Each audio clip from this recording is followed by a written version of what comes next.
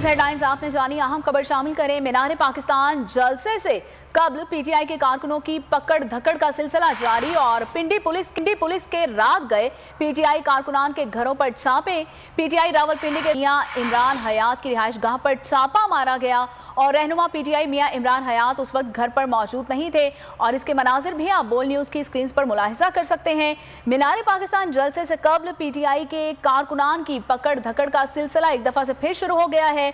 पिंडी police के रात गए पीटीआई कारकुनान के घरों पर छापे जारी हैं। पीटीआई रावलपिंडी के सदर मियां इमरान हयात की रिहाइशगाह पर छापा मारा गया और उस वक्त रहनुमा पीटीआई मियां इमरान हयात घर पर मौजूद नहीं थे।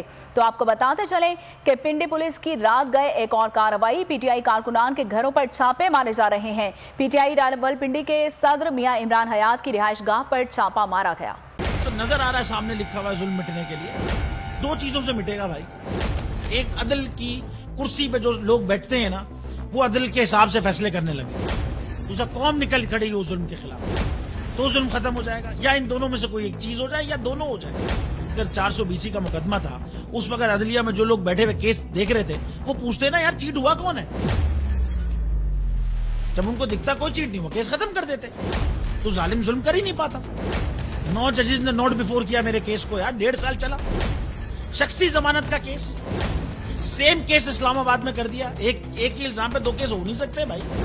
मतलब 60 दिन का वक्त होता है, 102 दिन के बाद मैं जीत गया, केस बरी हो गया, 102 दिन के बाद अपील फाइल की, एक्सेप्ट कर ली। नहीं करते ना एक्सेप्ट, खत्म हो जाता ना जुल्म यार।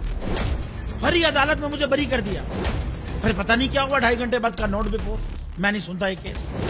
खड़े रहते अपने फैसले, मिट जाता जुल्म। अल्लाह ताला ने बिठाया इस इन कुर्सियों पे इनको यार, ये अल्लाह ताला की तरफ से फैसले करने हैं। तो या तो ये फैसले आएंगे, जुल्म मिट जाएगा, या कौम खड़ी हो जाएगी जुल्म के खिलाफ।